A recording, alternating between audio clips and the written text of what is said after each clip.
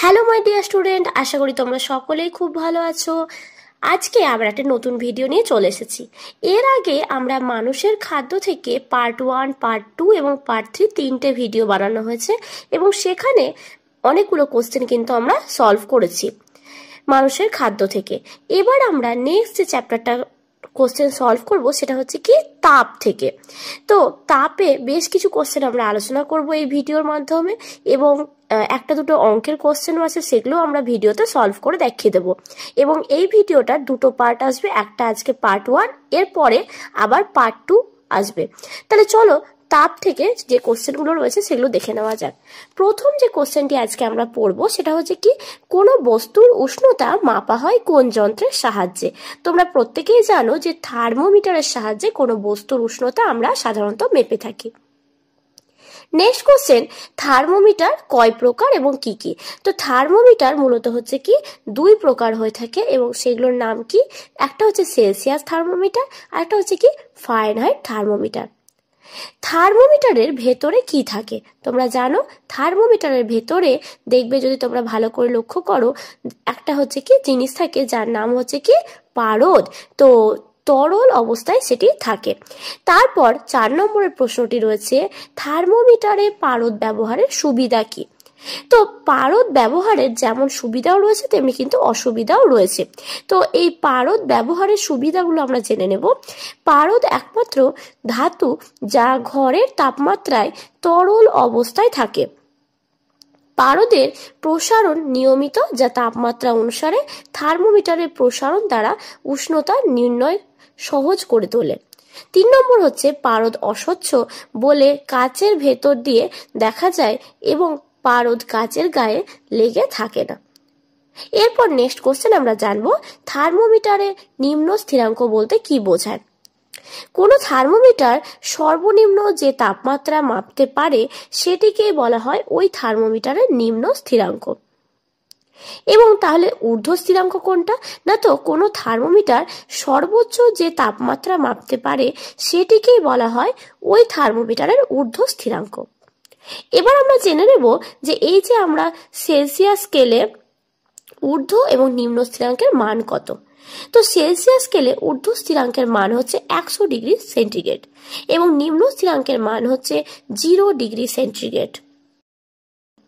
তো ফারেনহাইট স্কেলের থার্মোমিটারের যে ঊর্ধ্ব এবং নিম্ন স্থিরাঙ্কের মান হচ্ছে কি না, তো ঊর্ধ্ব স্থিরাঙ্ক হচ্ছে 212 ডিগ্রি ফারেনহাইট এবং নিম্ন স্থিরাঙ্ক হচ্ছে 32 ডিগ্রি ফারেনহাইট।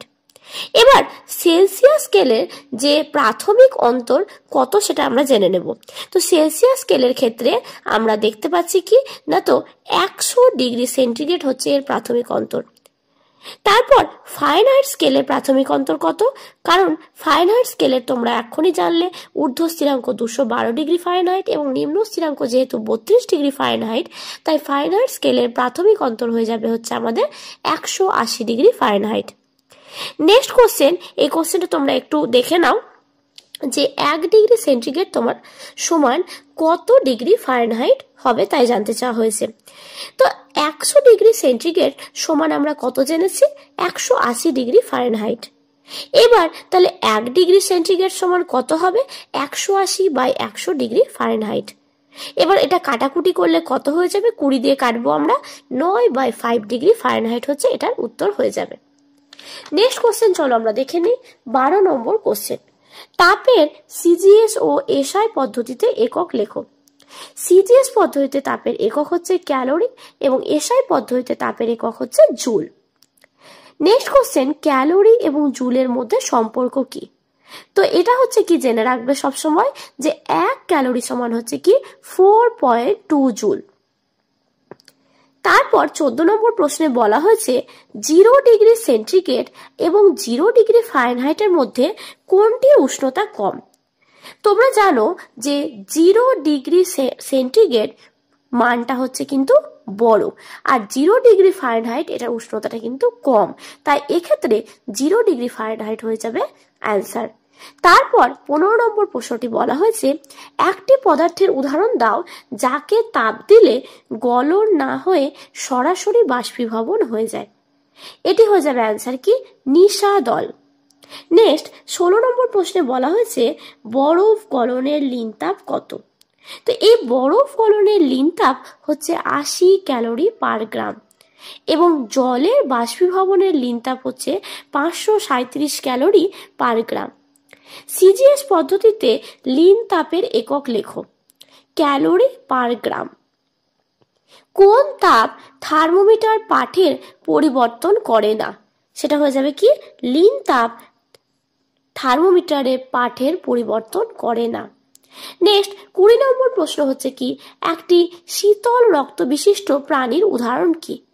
এটি হয়ে যাবে কি, সাপ। এরপর আমরা 21 নম্বর প্রশ্নটি দেখে নেব।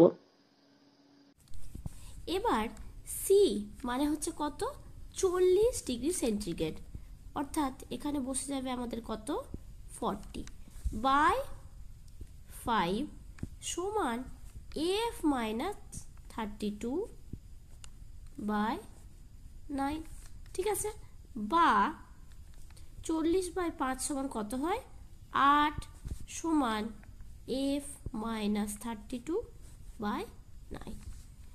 বা এবার এইটাকে এদিকে নিয়ে গেলে কি হবে, গুণ হয়ে যাবে, তাহলে 8 ইন্টু 9 সমান F মাইনাস 32, বা 8 9 কত, 72 সমান F মাইনাস 32।